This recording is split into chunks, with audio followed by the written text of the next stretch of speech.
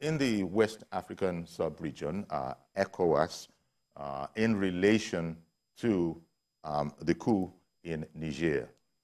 So actually, the question really that I've been trying to get an answer to has been, so now, what next? And by that I mean the coupists in Niger have crashed the first deadline that within 1 week they should return the arrested president to power. That deadline has come and gone. And now we actually are trying to figure out what next. President Tinubu has put it out there that, look, contrary to some talk that's going on, it needs to be known that the ECOWAS move against Niger is not a Nigerian mandate. I think that that's important because because he's the chairman, people sort of assume that it's something about Tinubu personally, but the presidency put that out. So we shall explore the subject further this morning with an expert, Group Captain Sadiq Garba Shehu, retired. He's the former spokesman of the Nigeria Air Force, and these days he's a private security and defense consultant and trainer. Good morning to you, Group Captain. Good morning. Good morning, viewers. Thank you very much for making the time for us. Okay, we're hearing all sorts. The Wagner group might have been invited to Niger. There are rumors, or speculations is the better way to put it. There are speculations to that effect. And everybody's a bit concerned there because the U.S. Secretary of State has put it out that wherever Wagner goes, turmoil, desecration, and generally bad memories follow. So the question I'd like to start off with, Group Captain, is that now that we are at this stage, the Nigeria sent a delegation to try and mediate with them. They would not, they would not meet with any delegation. They've imposed a no-fly zone. In short, what they're doing is they're digging in. So in the light of all of this, Group Captain, what are the options left to explore? Oh, thank you very much.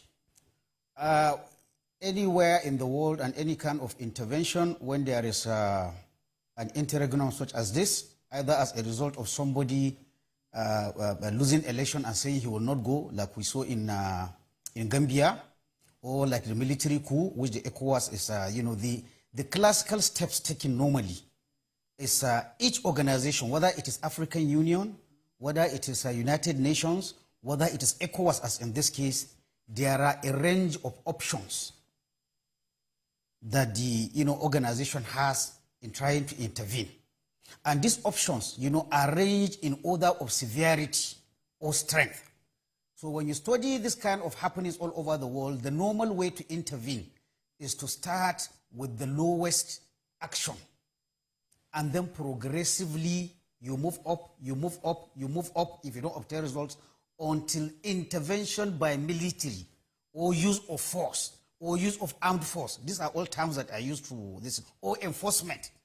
Enforcement, especially enforcement by deployment of troops, should be the last option. So if you ask me, now, looking at what happens is some... Sorry, Group C. Before you continue, I wanted to ask you, what option did ECOWAS pursue going by what you've just said? Yes, so this is the point I'm trying to make. I think, with due respect, my humble opinion is that ECOWAS should have started with the least options. But what I saw playing in the Niger system is that ECOWAS put all its cards on the table, all at once. All at once. Such that just after a few days, like probably we don't have any other card to play, except either to deploy forces or not. This is my own humble opinion. In fact, listening to many scholars, many people who have commented, including very expert diplomatic staff, I think even among diplomats, I think there is no convergence on what ECOWAS should have done. I hear those that I can call the gradualists, and I belong to the gradualists, would said initially there shouldn't have been ultimatum. There should even have been talk of possibly deploying troops, just talk of negotiation first, sending an envoy. But when we look at it, that is one way of looking at it. The second way of some people think that carrot and stick, put everything on the table, threaten them, put sanction, close borders, tell them that it's possible to attack and all that. I think that is the option that the ECOWAS did. And with benefit of hindsight, I think we can still say the option of a gradualist approach would have, would have probably given us more result. We should have started first by sending an envoy without any ultimatum of 7 days, without closing borders, without cutting electricity. This is my humble opinion. I think we should have just started by sending an envoy to interact with these people. Indeed. And, one stop higher, then stop to higher. But by putting all the options on the table all at once, once they decide to dig in or hold the bluff, then now you still have to come and retrace your steps again and go to that gradualist approach. I think that is where we're heading. And, because President Tinubu is the chairman of ECOWAS right now, and he's been speaking from the very, very beginning, I don't know what effect that created, but there was a need from the presidency to put it out there that, look, the ongoing action in against Niger is not a Nigerian mandate. How significant do you think that statement put out is? A very valid observation, and I watched the latest statement by President Bola Ahmed Tinubu. With due respect, I have to say the position of President Bola Ahmed Tinubu is a very delicate position. First, he is the leader and chair of the ECOWAS currently when this problem is happening. That is one hat he's wearing. But he's also wearing the hat of Nigerian president. So I saw in another conversation I held with another media, I think 3 days ago, I said what I find missing is that if President Tinubu 100 times addressing the press or addressing the media, he says, I am talking on behalf of ECOWAS. I am talking of the decision taken by ECOWAS. If he says it 100 times, it is never too much. Not saying it, which we are realizing now, is building the impression that it is Nigeria versus Niger, or it is Nigeria's action. So I'm happy from what he's saying now, what he started saying now, we can see that. And not only President Ahmed Tinubu, anybody on the side of Nigeria that is talking, or any other country in ECOWAS, it is very important to underline that this is a decision taken by ECOWAS countries. With respect to that, I have to say all the actions that ECOWAS is intending to take or has taken are based on the ECOWAS protocol relating to the mechanism for conflict prevention, management, resolution, peacekeeping and security, which was adopted in 1999. And it was signed by all the 15 ECOWAS members in 2001. In essence, just to summarize, what that protocol is saying is all the 15 countries, after watching the scourge of military overthrow of elected government, they agreed, they pre-signed. That document is like a blank check that, look, in any of these countries, if there is any attempt to reverse a government, all of us, we agree, whichever country is that, as long as the ECOWAS Authority of Head of States or the ECOWAS Mediation and Security Council decide that there is such a situation and they're going to intervene, we give the consent of the ECOWAS to intervene.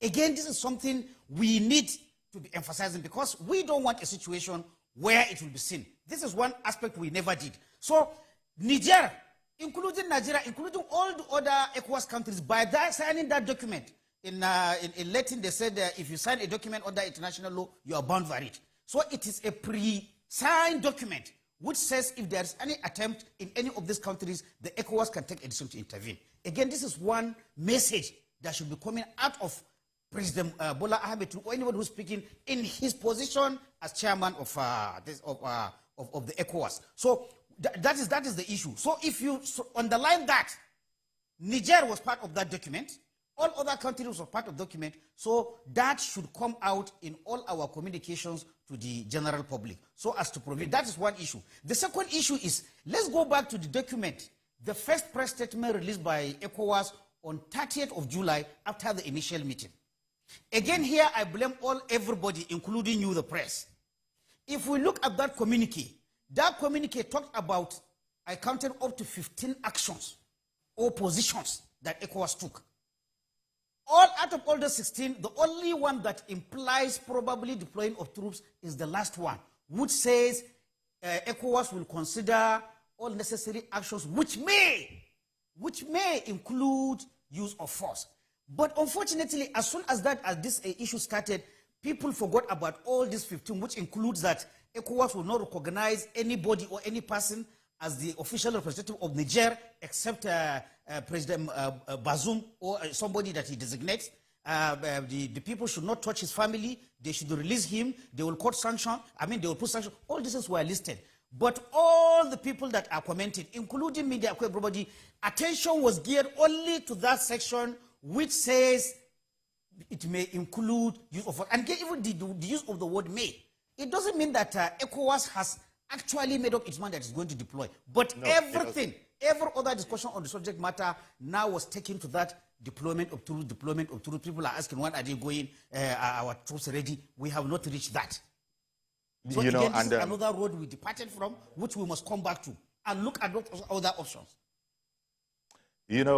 Exactly, Group Captain. And the news haven't sort of tilted towards emphasizing that last of the options. It's caused problems. But I'm gonna explore that further with you. Let me quickly take a break now. Please stay with us. We'll be right back and we'll continue with this conversation.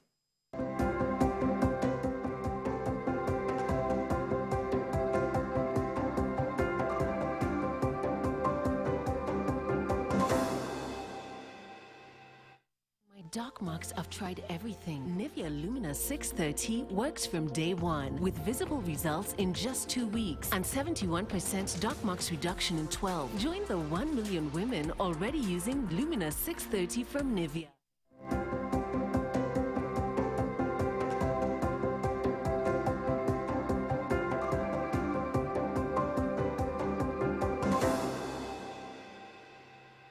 Okay, welcome back. Our guest is Group Captain Sadiq Garbashi, who retired, former Nigeria Air Force spokesman, and now a security and defense consultant. And we were just talking before we went on break about the news having skewed everything, all the options available towards the most severe, which actually is the measure of last resort. That seems to have affected the people in Niger. Because they also now seem to have dug in. But, Group Captain, I wanted to ask you one thing. The hands of the diplomats and all those who are going to be negotiating this must be full, because account has to be taken, no doubt, of the feelings and attitudes of the majority of citizens of Niger. And if one is reading it right, on the internet at least, they seem, when people hear about a popular coup, this seems to be one of those, going by the comments that are coming out of Niger, comments of the ordinary people. Does this make it more complicated to resolve? Unfortunately, the answer is yes. Now, if we look when the coup was announced on 26th of July, feelers we had was that even within the military, there was no unanimity that all the Nigerian armed forces were behind that coup. It was a coup organized by a unit which is the president, that is working with the Presidential Guard. However, you see, if it had remained like that, looking at what happens in other countries, that would have been an advantage for any would-be intervention because there's no unanimity. But for good or bad, we later came to know that the Nigerian armed forces, all of them have aligned behind the coup. There's no any faction, all of them are one. For the general population in Niger, I want to believe this is a coup between, there are people who support democracy, even like in any democracy, there are members of opposition, there are supporters of the ruling party. Of course, the supporters of the opposition, at least, I don't know their percentage, they were supporting the coup, while those of the ruling party, which Mohamed Bazoum, were against the coup. So in essence, what I'm saying, at the beginning, I want to believe the Niger society is maybe divided into two, those for or those against. But the coup plotters, I think they were very, they used their head. They decided what is the element that will bring the Niger population to support all of them. Unfortunately, again for ECOWAS, this coup it's a continuation of what we are seeing across the Francophone region. That is the emergence of either new generation of politicians or new generation of military officers who, in their own opinion, that the relationship between these countries and France has been a very parasitic relationship for many years, despite the fact that they have gotten independence. So that idea, when you go, I travel in a lot of Francophone countries, you hear that debate even before the Niger coup. So these people realize that the best way they could, get the approval from the Niger people, even though that we are not initially enthusiastic about the coup, is to show them that, look, this coup we are doing to break French hegemony. We are doing it for you. France that is taking your resources and not paying you appropriate amount of money. So what we saw happening, it was an evolution. We saw more and more people. First, Niger is a country, honest, that they are used to seeing coup. Coup is very, it's natural with them. So initially people, it's like, it is one of those things, they are not concerned. Then there are those that are against it. Then there are those that are for it. But the junta started getting people by bringing this idea that this coup is anti-colonial coup. We are doing it for you. So we started seeing, demonstrations, which is getting bigger and bigger. Unfortunately, for ECOWAS or anybody intervening, it is easier for you, or even more support for you to intervene when there are factions for or against the coup, especially in the military and also within the general populace. So the more we have people aligning with the coup plotters, again, the more, that is an incentive for them to dig in more. That also makes the work of any intervening force or any organization, to be the task becomes more difficult, because how do you intervene? With due respect, I like giving the example. Somebody asked me, I say it's like a wife whose husband is a wife beater. If she loves him so much, it will be difficult for the father-in-law or the father of that girl or the mother-in-law to separate or anybody. So this is going to make it very, very difficult. The more these people, and I think they are using that psychological warfare, they are getting more and more people around. Well, the general populace, they are very easy to, to manipulate or whatever, for whatever reason. And I think, with due respect, for now, the coup plotters are entering into the hearts and minds of the Niger people, and that is going to make because if you look at what are the motivations for all these kind of interventions, in places where interventions have worked and worked quickly, we see two things. Either the government is killing the people, the government that took over power, or there are human rights abuses. So sometimes when you see the intervention is this, but in a situation like this, what we saw, or there's a general condemnation of the coup. Like we saw, it's not a coup, what we saw in Gambia. Yahya Jammeh lost an election, he didn't want to go. But you can see in the whole of the country, we can say almost 80 or 90% of the people wanted him to be out. So it was easy for ECOWAS to intervene with the support of Nigeria and other countries like Senegal and Ghana to push him out because he's not popular. But these people, as we are seeing, some people say it is staged within Niamey capital, that Niamey is the center of opposition. I've heard that from some people in Niger that I call, whereas some say outside Niger, there are people who are pro-democracy. But what we are seeing, from what we see with the videos that are assailing us here in Nigeria, and Student Union today, Workers Union today, some people saying that you have to step on us before you get to the army. What we are seeing, what cannot be denied, is from the time they did that coup to now, the junta, they have gotten more and more supporters, or they have convinced. The uncommitted, more of the uncommitted are coming to their side. While I consider that against the coup, like members of the ruling party, supporters, maybe they are still there. But more and more the undecided, they are coming on the side of the dissident. Again, I have to say, every country has its particularity.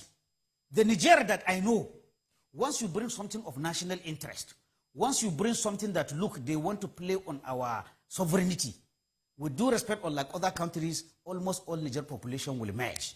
And I think that is what the junta is, that is the message that they are saying. Again, it makes it difficult for ECOWAS, because if the people accept that this coup is to rid the country of colonial vestiges, it means any intervention is also seen conversely as support for colonial rule in Niger. Very difficult.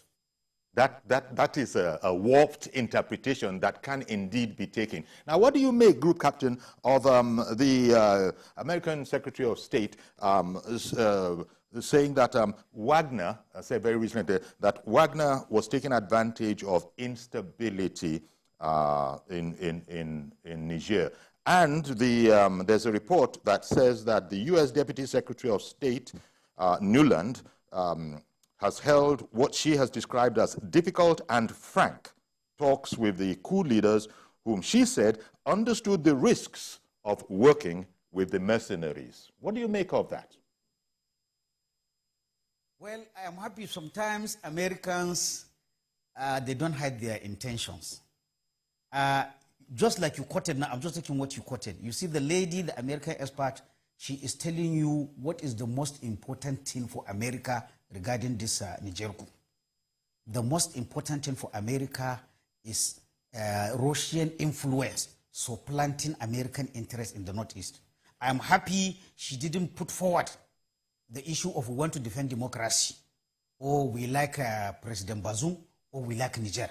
What I am trying to say here in the realist school of thought of international relations is that every country looks after its interest. What do I mean? When you go to the United Nations, it's a collection of countries. When you go to African Union, it's a collection of countries. If you come to ECOWAS, it's a collection of countries. But whenever an issue comes, apart from the general position of the group, whether as UN, whether as AU, whether as ECOWAS, each country will examine what is in it for me. What do I stand to gain? What do I stand to lose? The person that is ousted, what is my relationship with him? There will be the region's official position, but then each country will look. The point I am making, when I have studied interventions of this kind, during the Cold War, it was purely America trying to oust Russia, or Russia trying to oust. That's what determines whether a coup is bad or a coup is good. It depends on interest. Now, after post-World War, we give the toga of the big umbrella is defense of democracy. But under that defense of democracy, there is the individual national interest of each country. America has a lot of military presence, bases in Africa, also in Niger. They see that as of now, as their own terrain, they have the upper hand over Russia, probably even China. Now, if there's a change of regime and these people are seen to be romancing Russians, that is the thing that most concerns United States of America. I am underlining this. With due respect, I don't have solution to what President Bola Ahmed Tinubu will do, but as ECOWAS chairman and also as but I'm saying sometimes it may be ECOWAS interest may not align completely with Nigerian interest. But here is our president. He is the chairman of ECOWAS. He is also the president of Nigeria. So what I am saying is that in this matter, whether it is France, whether it is America, whether it is ECOWAS as a region or individual members of the country, everybody has his interest. But the big banner is defense of democracy and to ensure that Mohammed. But under that, there are sub-themes, there are sub-plots. The American lady, she has said what they are. Of course, that is their interest. Yes. All right. Let me bring in Usman. It's not a crime Mr. for every Usman country has to have called its in own from interest. Abuja. Mr. Usman, good morning. Go ahead, please. Okay, I quite agree with Group Captain Sadiq on what he has been analyzing. So what we are saying is this: why was the same thing not done to Mali, Burkina Faso, and Yaoundé of school? So the ECOWAS need to have that credibility and act justly. Why are they so interested in Niger? Why Niger? There was a coup in Mali, Burkina Faso, Guinea. Why Mali? Why Niger? And also, I'm calling the President Bola Ahmed Tinubu. The strength, the energy, the concern is showing on this Niger coup. He should do same to predicament here at home. Banditry, Boko Haram, unemployment, kidnapping, poverty, unemployment. He should not be distracted. He has a lot to contend with at home. That's my contribution. Bye-bye. Well, thank you very much. But again, we make the point that it's not so much Bola Ahmed Tinubu as ECOWAS. But Group Captain, coming over to you, look at Mr. Usman's statement. Yes. Again, thank you for coming to the support of our President Bola Ahmed Tinubu. Me too, I will add my voice and say, please, in discussing this matter, but like I said, it is our choice of words. It is always good to emphasize it's not about President Bola Ahmed Tinubu or Nigeria versus, but ECOWAS. Having said that, unfortunately, countries are not the same. Even though in international we say all countries are the same, but we know that is just diplomatic language. Countries are not the same in terms of influence. even the relationship between country A and country B may not be the same relationship between country A and country C. The general importance or the strategic importance of one country, people are all unanimous that in the fight against terrorism, Niger is one of the most strategic places by its geopolitical position in the African region as a transit country. So Niger has that. And again, everything is a matter of context and timing. When Mali happened, Nigeria was not chairing the ECOWAS, if I understand. So, and again, you have to look at what is feasible and what is not feasible. Sometimes some countries, you intervene even on how, that country standing is. Bola Ahmed Tinubu was not the chairman of ECOWAS. And again, I have pointed this out somewhere. When you look at the West African sub-region, even between, I don't want to say the relationship between Nigeria and the relationship between Nigeria and Niger and Nigeria and Mali, certainly they are not the same. I will digress and give another example. When the coup happened in Gambia, or rather when President Buhari refused to go, people forget one thing. Some few years back, there was a collaboration between Senegal and Gambia. They wanted to become one country, Senegambia. What does that show you? There is a big, a relationship historically, between Senegal and Gambia. They have even attempted to become one country. When Yahya Jammeh refused to move, even though Nigeria played a very big role, the first country to deploy troops to Gambia was Senegal. Why? Yeah. Because the relationship between Senegal and Gambia is very close. So no matter, Nigeria, has, apart from heading the ECOWAS at this current time, there are a lot of interests. Probably, I have said, out of all the relationships between Nigeria and African countries, I think the strongest ties, historical, cultural, trade-wise, commerce, I think there is no equal between Nigeria and Niger out of all the other 14 African countries. Okay. Again, national interest is there. The decision to intervene or not intervene, again, with due respect, you see, the field of international relations is not something of morals. It's not something of responsibility. No, purely national interest. Well, you're going to need, Group Captain, but you're going to need the support of, for instance, all the member countries of ECOWAS. You're going to need the support of the people. And that speaks to Usman, who called in earlier. That speaks to his comment about, we would have liked to have seen live telecast. Our regular programs will continue shortly. Please stay tuned.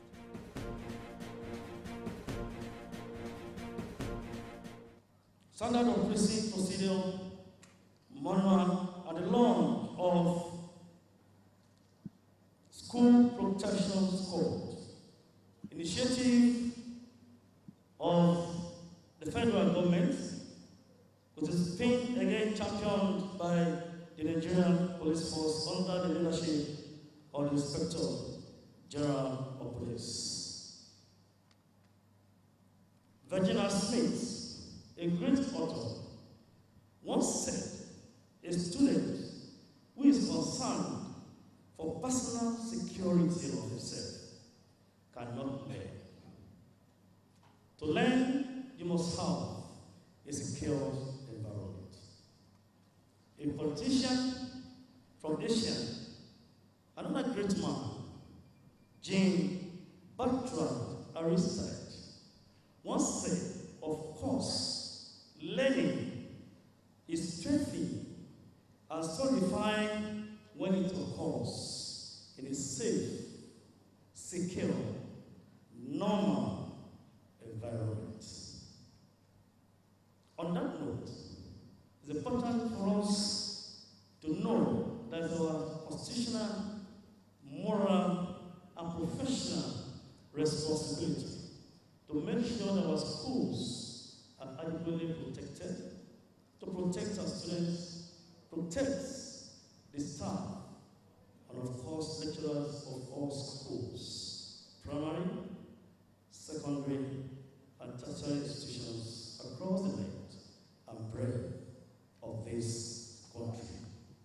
Today, another history is being made as they're having the launching of this Safer School initiative, coming with the launching of the standard operating procedure. On this note, I would like to invite to this podium to give us his welcome speech, and of course, to lay the template for this event and our discussions we're going to have at this event today. Before I invite him, let me quickly remind this audience that this event is being covered and heard live on channels, television and TVC. We need to take note of this. Join me, very senior officers, distinguished guests, ladies and gentlemen, as I welcome to this podium the Deputy Inspector General of Police in charge of operations, DIG Bode Adeyinka Adeleke. MNI will give us his welcome speech. Can we please appreciate him?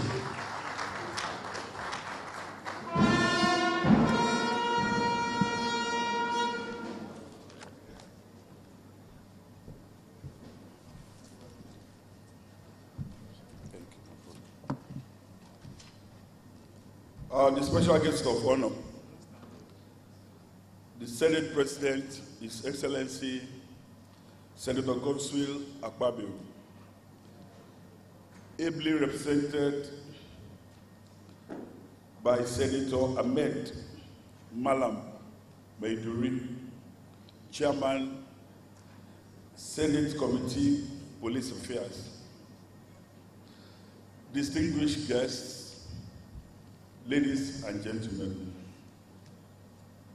it is with great honor and pleasure that I welcome you all to the Nigerian Police Strategic Forum on Achieving Safer Schools in Nigeria and launching of the standard operation procedure for the School Protection Squad. This is a testament to the unwavering commitment of the Inspector General of Police,